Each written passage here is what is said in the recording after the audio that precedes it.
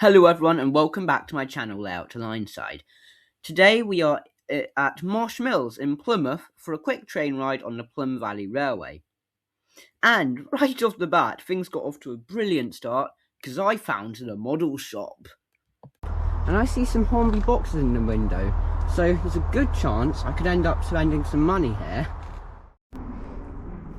Okay, and right off the bat, I could definitely see myself spending some money in here. As you can see, we've got a range of N-gauge models, but what's particularly catching my eye are all these auto coaches. Now, I do already have an Airfix one, but it doesn't have passengers or the painted window frames, so what I'm thinking is that I'll get this Hornby one, and then move on to Airfix one at a show later this year. And so you've wandered down here to their sidings and engine sheds and whatnot, and firstly we found a shark brake van, which is interesting. Then there is what I believe to be an Andrew Barclay fireless loco. Now obviously it's in very poor condition. The cab looks like it has been demolished, but it is seemingly somewhat intact. But what I was most surprised to see is this, an Intercity 125. Now, why does the Plym Valley have one of these? I don't know. Where it came from? I also don't know. But this, to me, is a very interesting find at a heritage railway such as this. Quite a small one at that. So, yeah.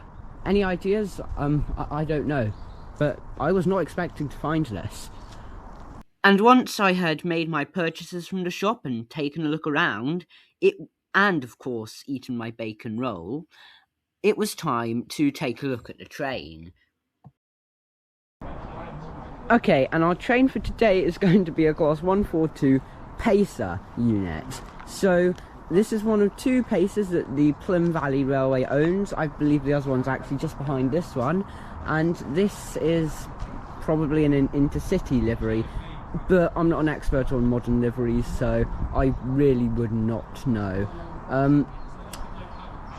Actually, that doesn't look like an Intercity livery. I know nothing about modern train liveries.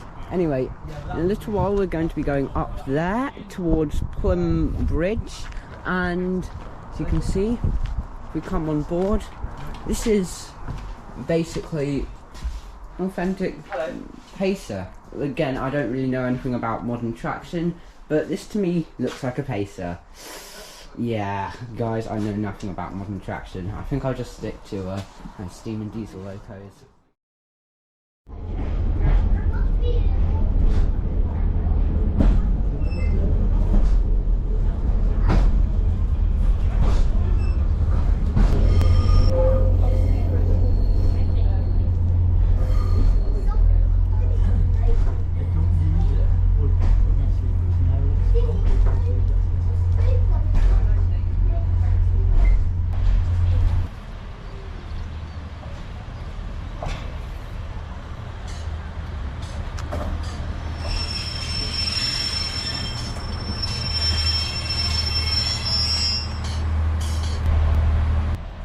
Okay, so we've taken the train down to Plym Bridge, and as you can see, there is some beautiful scenery around here. The line's quite short, the trip probably took 5 or 10 minutes, but the scenery is amazing. And now we've taken the train down here, we're going to walk back, and I'm hoping to catch the train as it comes past as we go along the footpath. So the buffer stops down there. As I said, this is quite a short line, but if we come down here, there's a footpath which I think starts just across the road. So I'm going to walk up there and catch the train as it comes back across. Or goes back down to Marsh Mills. I didn't word that very well. And with that, I set off down the path which essentially follows the Plym Valley Railway through the woods back to Marsh Mills station. And it's a very pleasant path. I would highly recommend going back to Marsh Mills station that way if you do go there, taking the railway up and walking back. It is a very pleasant walk. And along the way, I even found this rather interesting statue, which I thought I'd stop and get a quick shot of.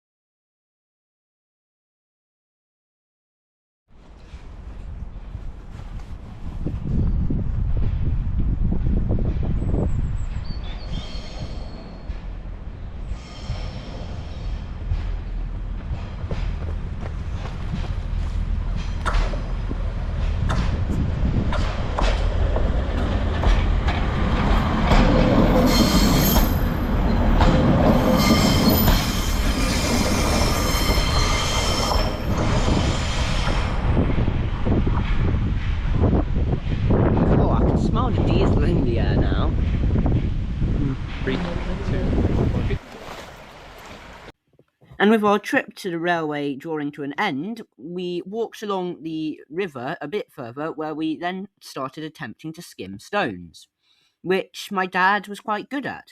I, on the other hand, I was not.